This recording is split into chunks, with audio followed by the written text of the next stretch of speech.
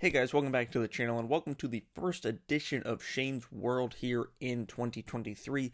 If you're new, this is your first episode tuning in, this is the show, the weekly show, where we talk about the 5 biggest news stories in the world of geekdom that I want to discuss, from the past week of geekdom. So let's get right down to it. Up first, we're going to be talking about James Bond and that Aaron Taylor Johnson has reportedly met with the, are their names the Broccoli family? I think that's what it is, and has been having some very good discussions about possibly portraying James Bond as the next, James Bond.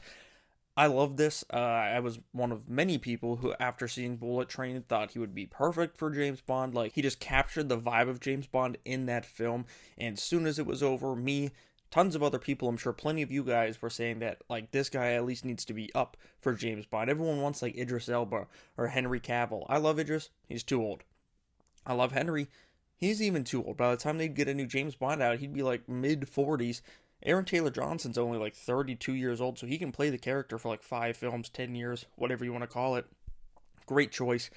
This isn't a casting, of course. I'm sure they're talking to several other people as well, but my personal pick would be Aaron Taylor Johnson for the next James Bond, and that would get me more invested in the franchise, because I like James Bond, but it's just never been one of my favorite things in the world. I like some of the Daniel Craig ones. Some of the older ones are pretty solid, but it's never been one of my favorite things. But I love Aaron Taylor Johnson, so if he were to land the role, I'd be much more invested in going to see the movies.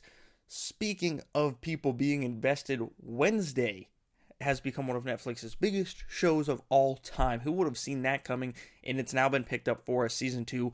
Thank God, because Netflix loves to cancel stuff just out of the blue. Poor Santa, Clarita, and Glow, 2 of their best shows they ever did, got canceled. So the more time went on, I was getting a little worried about Wednesday, but it has been officially renewed for season 2. It's not moving to Prime Video like some speculated. It is staying on Netflix for season 2. No details have been announced. If Tim Burton's coming back to direct more episodes, what's the story going to be? I feel like it's going to take place at Nevermore Academy once again, and I think that the Addams family are all coming to Nevermore in season 2 because they're, Gomez and Morticia are going to run the school. Spoilers, now that Gwendolyn Christie is no longer involved. I think that's going to be an element of season 2, of course.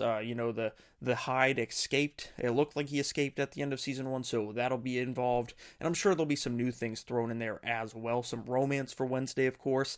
We'll have to see if it's with What's-His-Face or with Enid. Who knows? The writers have said they might be down to try that out, so we'll have to wait and see. But Wednesday is a damn fun show. It was in my top 10 shows of last year, so I can't wait to see where they take the story. I'm glad it's coming back, and I can't wait to see more of Jenna Ortega. And I wonder if they'll try to do like another dance, like another famous viral dance, because that one is just blown up all over the internet.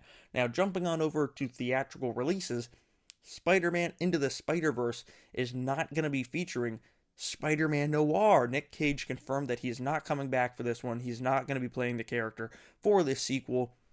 And while that sucks, I kind of figured that, because I kind of figured that other than Spider-Gwen, none of our friends from the first film are really going to be in this one, because they're not in the trailers. Like, you don't see Spider-Ham, you don't see Spider-Man Noir, you don't see Tokyo Spider-Woman, whatever her name was. You don't see them. They're not there. So I think it's more like a Miles and Spider-Gwen against the world kind of story until they all band together to take on the Spot, who that might even take place in the second film, because apparently he's the villain in both.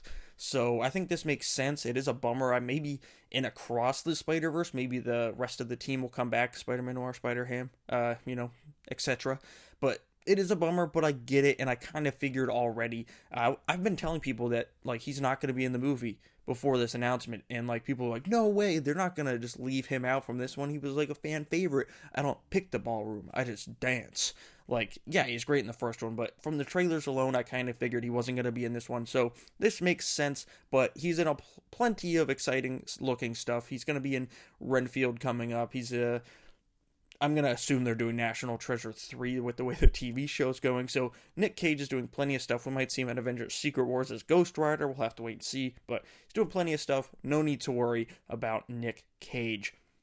Video game adaptations are another thing, because we should worry about those. And I'm getting a little worried about the Borderlands movie, because we haven't heard anything in so long. It feels like was shot forever ago. Like, they announced the cast, it was great. Kevin Hart, Jamie Lee Curtis, Jack Black, Drago's kid from Creed 2. Several others joined the cast as well, but Eli Roth's directing. We haven't heard anything in a long time. It was just announced like 2 days ago that Tim Miller, the director of Deadpool, is coming in to direct some reshoots because Eli Roth is busy and couldn't do it when all the actors could, so Tim Miller's coming in.